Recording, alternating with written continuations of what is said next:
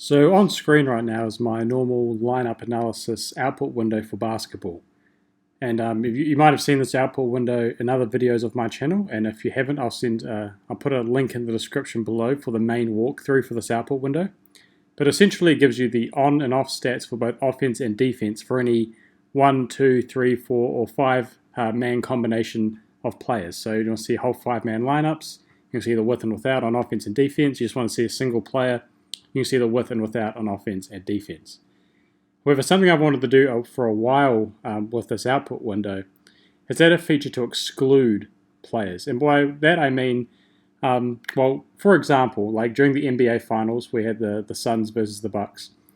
And a stat that I heard all the time was that when Devin Booker was on the bench and when Chris Paul was on the court by himself in terms of point guards, the Suns were, minus 1,000 per 100 possessions. They were just getting killed.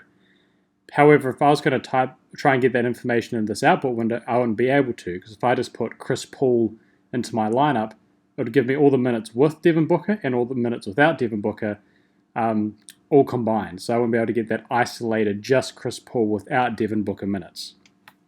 So I went by solving this problem, and there's a video of me solving this problem. If you want to watch that as well, there'll be a link in the description for that as well.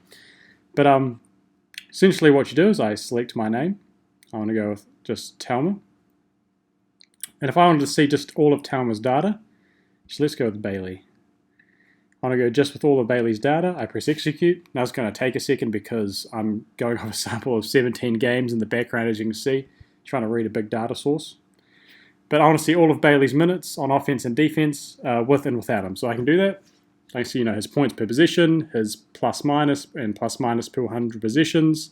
We can see here that he is really good. The Rams, who is my team that I'm analysing here, the Canterbury Rams from Christchurch, New Zealand, I can say that they're terrible without him.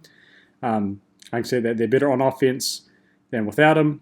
I can see that they're better on defense than without him. I can see all kinds of stats and information. However, if I wanted to see Bailey with excluding minutes from other players, especially minutes where someone might be playing a similar position, I just want to isolate just his minutes without any other player that I'm interested in, I can come down here and I can select my exclusions. So a player that they kind of overlapped a lot with was Talma. So Talma and Bailey played a lot of similar minutes, and they played a similar position, which was kind of like a 4/small ball 5. They kind of have similar play styles in that they kind of hang around the rim, sometimes try to shoot threes. But I want to see what Bailey's like when Talma is not on the floor, because at the moment, all this data here, just with Bailey selected, is giving me all the minutes with Bailey with and without Talma. Now I want to see what the minutes are like without Talma exclusively. So I click Talma, press execute, and just wait for the data to update. Scripting has got a lot quicker with Hudl Sportscode. However, when you're still going off a sample of 17 games, it still takes a while. So it's updated. We can see the positions went down. However, we can still see that there's still a very similar data set. The plus minus did change a little bit, not crazy, but it still allows me to try and verify the data with just Bailey and without Talma. It lets me see what he's like. I could even swap this around. Let's go Bailey and Talma. So I can see all of just Talma without Bailey. I'll wait for this to update.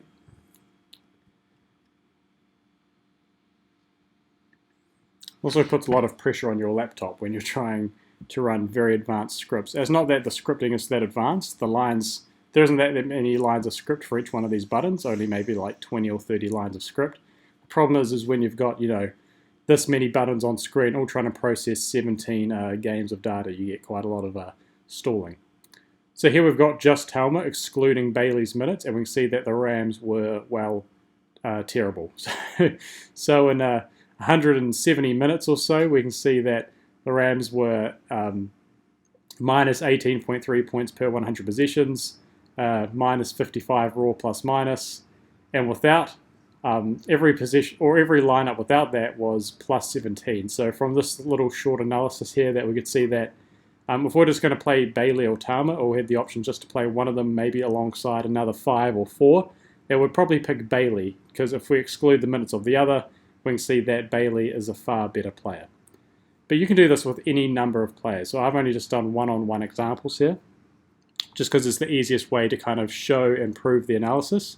However, I could pick a 5-man or 4-man lineup, or like a 2-man lineup, and exclude 2 players. I can kind of get as creative, and there's as many options as you can think of as well. And I don't have it attached to this output window right now, but there's shooting charts, play type analysis. So I wanted to see what Talma and a point guard were like without another player running pick and roll, and see what their right corner shooting stats were. That'd be available as well.